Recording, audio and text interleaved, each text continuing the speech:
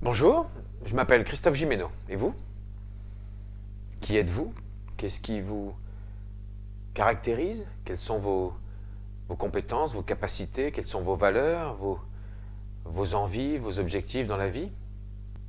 Est-ce que vous savez que la plupart du temps, lorsqu'on se pose ce genre de questions, lorsqu'on doit répondre à ce genre de questions,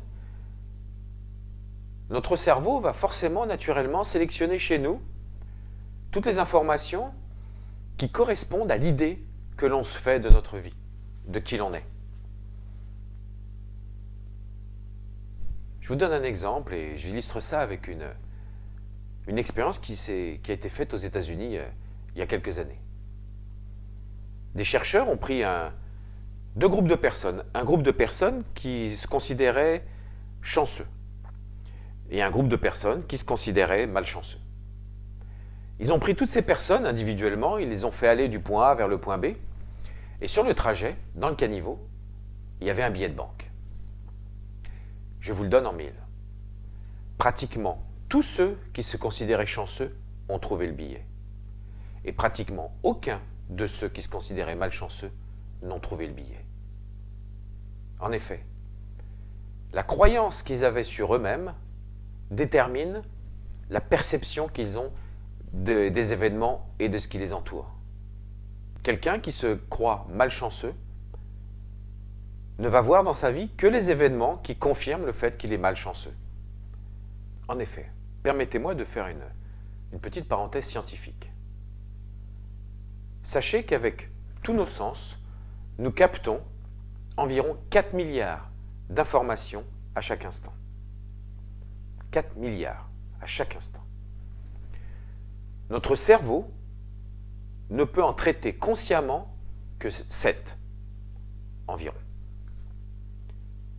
Donc imaginez, nous sommes sans arrêt, et souvent inconsciemment, en train de filtrer les informations qui sont importantes. Un exemple. Lorsque vous changez de voiture, vous la voyez partout. D'un seul coup, pour votre cerveau, cette voiture avec cette couleur est devenue un sujet important. Eh bien, partout en vous promenant dans la rue, sur l'autoroute, etc., d'un seul coup, vous allez en voir partout la même voiture, alors qu'avant, vous n'y prêtiez pas attention. Est-ce que ça veut dire qu'il n'y en avait pas autant? Non, ça veut dire que votre cerveau ne faisait pas monter cette information au niveau de votre conscience. Bien sûr, ce système fonctionne aussi pour ce qui est compétences et capacités, ce qu'on croit être capable de faire ou de ne pas faire. Eh bien, ce que je vous propose, c'est choisissez un domaine particulier, un contexte, une compétence, une capacité, quelque chose que vous croyez sur vous. Peut-être juste j'ai de la chance ou j'ai pas de chance, ou autre chose. Trouvez un exemple qui vous parle et changez.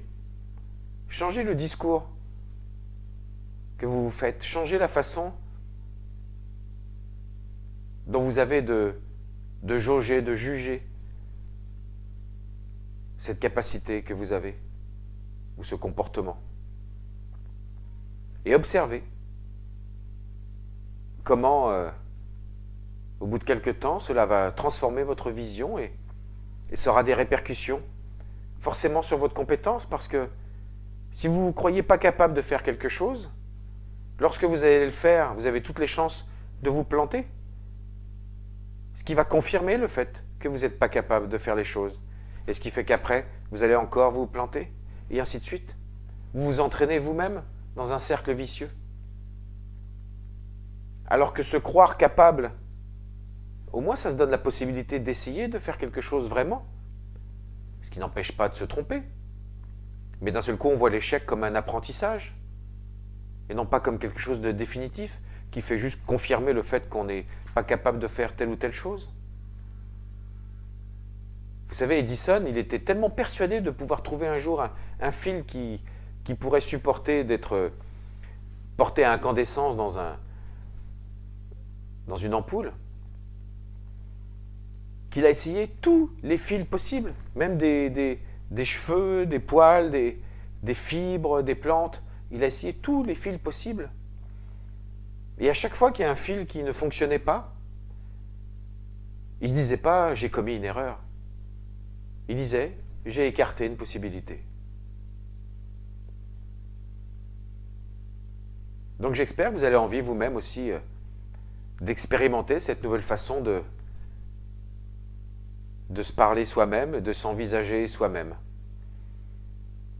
Et faites-moi savoir lorsque vous aussi, vous trouverez un billet dans le caniveau.